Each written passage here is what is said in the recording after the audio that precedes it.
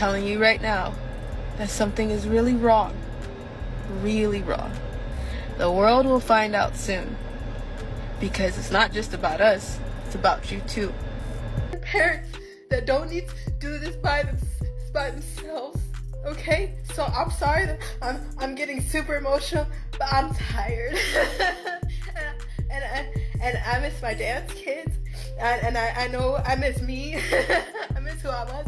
I don't know what's happening anymore, but I'm trying. And I don't even know what trying means anymore. Ally Carter named names. Then she vanished. In a world where controversy sells, some stories are too dark for even the tabloids to touch. Ally Carter didn't just speak out, she detonated a bomb. Her live streams went viral not for their entertainment value, but because of what she said. And how terrified she looked while saying it. They were babies that were 6 years old, and I'll never forget them just crying, and everybody was just staring at them. Everybody was just staring at each other. Nobody knew whether or not to move. I was freaked out. On multiple occasions, Ally named high-profile figures in the entertainment, political, and business world and accused them of being involved in trafficking, abuse, and ritualistic behavior. She spoke of parties that weren't just disturbing, they were, in her words, satanic. You knew children were there. You knew these parties were not okay. They weren't freak-offs, they were satanic, ritual, or... And one of those children were me. These weren't just allegations tossed out casually. Ally claimed to be a survivor, someone who had lived through years of horror, and she was now determined to expose it all. She said she had evidence. She said she had sent it around the world for protection. And she said, if anything happened to her, we should know. It wasn't an accident. Let's be clear. Everything you're about to hear is based on claims, public statements, and allegations made by Ally Carter herself or those who supported her. They have not been confirmed by law enforcement or mainstream investigations. But the intensity, detail, and conviction behind what she said, that's what has people watching and worrying. Ally's live streams weren't hidden in the dark corners of the internet. She broadcast her message on public platforms, often shaking, often crying, but always clear. In one of her final streams before she vanished, she directly called out celebrities and politicians by name. Barack Obama, Joe Biden, Diddy, Akon, Too Short, even Michelle Obama. She didn't mince words, and she wasn't vague. She gave specific stories, claims of being trafficked through elite spaces, including locations like Buckingham Palace and even the Getty Museum in Los Angeles. She said she was in the custody of Child Protective Services at the time, and that the system, the very people who were supposed to protect her, were part of the machinery that kept her trapped. According to Ally, these so-called parties weren't your standard freak-off type events. She described what she said were rituals, events involving vulnerable people, even children, allegedly brought in from other countries or taken from the foster system. She made explosive claims, some too graphic to repeat in detail, but they involved disturbing references to abuse, coercion, and dehumanizing treatment. Somebody will on the floor, somebody will piss on the floor, a guy will come on the floor, a female will masturbate and on the floor, and they will bring in a child to walk through that, to play in it, to lay in it, to put on their body, to lick it, to see if they can walk around and act like a dog, to lick their shoe, to see how well their gag reflexes are.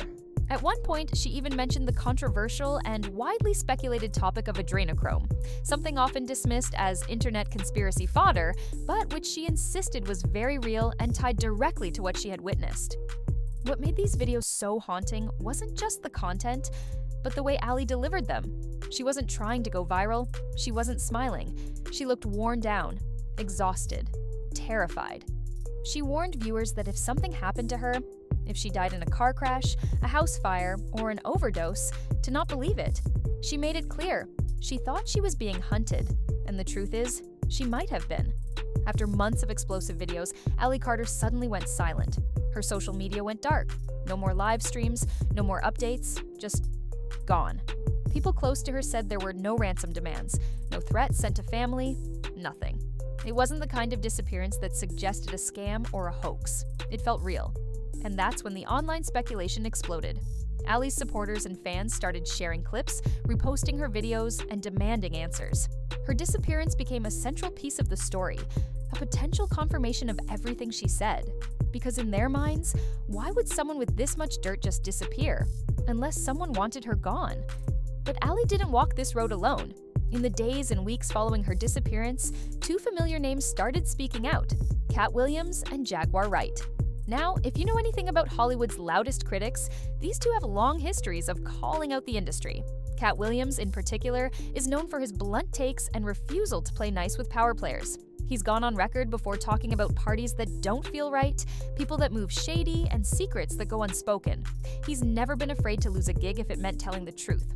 Jaguar Wright, on the other hand, has made headlines herself for exposing alleged abuse and exploitation in the music business, even naming some of its biggest stars. So when both of them started talking about Allie Carter's case, people paid attention. According to Jaguar, Allie's disappearance wasn't about one man, not even someone as powerful as Diddy. She said this went deeper, that there was someone higher up pulling strings behind the scenes. She called him a puppet master, someone who organizes takedowns of whistleblowers and survivors who speak out.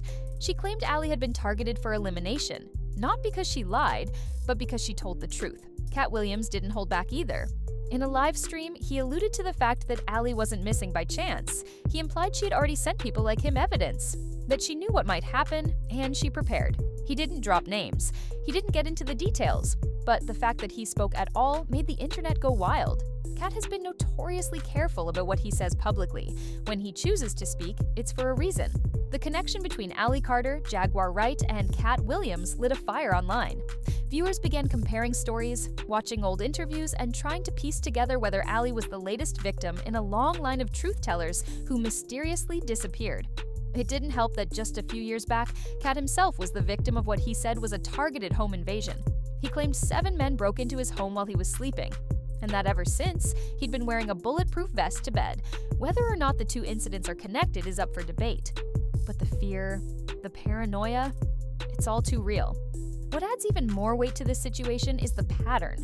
Allie wasn't the first person to speak out and vanish. And unfortunately, if history is any guide, she might not be the last. Now, while many were still absorbing the shock of what Allie Carter had said, another layer to the story started to unfold. One that had nothing to do with celebrities or secret parties, but instead with the very system that was supposed to protect her: Child Protective Services. Allie spoke repeatedly about her time in the foster care system and what she claimed was not just neglect, but active abuse. She wasn't alone in saying this. A guardian who once advocated for Allie revealed that while Allie was in CPS custody, she told horrifying stories about what was happening behind closed doors. According to The Guardian, at first, the system welcomed her reports. She was even given visitation rights and encouraged to check in on Allie. But when she started making too much noise and pushing too hard, everything flipped. Out of nowhere, she said CPS filed a court order labeling her a predator, effectively silencing her and cutting off her access to Allie. Not because of any proof, but because she refused to stay quiet. When Allie was put in foster care, I was advocating for her, and I was reporting back, and I was writing reports and turning in reports to CPS based on the abuse that she was telling me that she was experiencing while in foster care. At first, they embraced me, and they were allowing me to have visitation with her. When I started making too many waves, they turned everything back on me. They filed a court order that said I was a predator to Allie, and they were telling me I was not allowed to have contact with her because they were trying to silence things, and they were using that as a means to scare me. Shortly after that legal threat, Allie went completely off the radar. For a whole year, she was listed as AWOL, missing from CPS custody. No one could explain where she was or how she got out. Then, just as suddenly, she was placed back in the Guardian's care.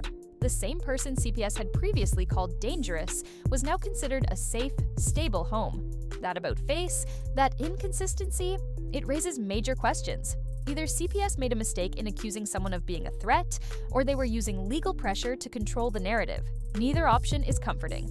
What's worse, Allie had been warning people long before she vanished. She posted repeatedly that strange men had broken into her home, that they didn't take anything. They weren't there to rob her, they were there to send a message. Her place was trashed, electronics smashed, furniture flipped, clothes torn apart. She posted pictures. She recorded videos showing the damage.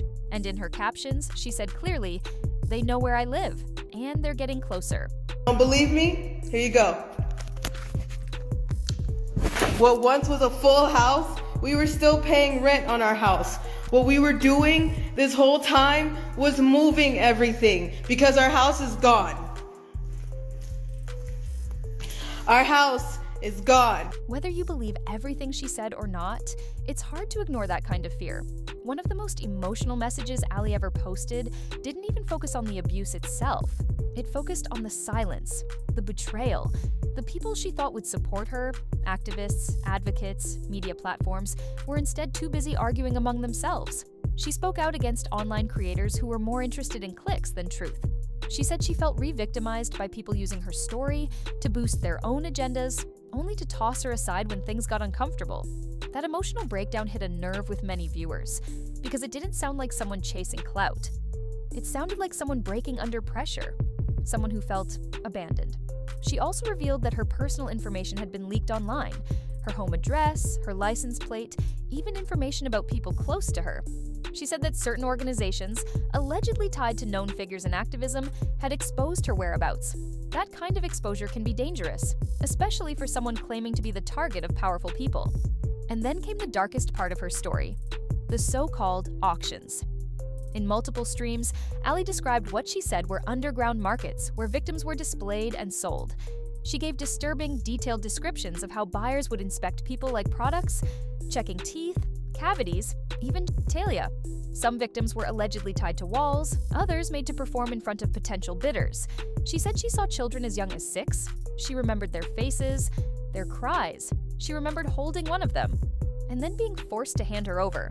According to Allie, the girl was deemed too sick, and that was the last she saw of her.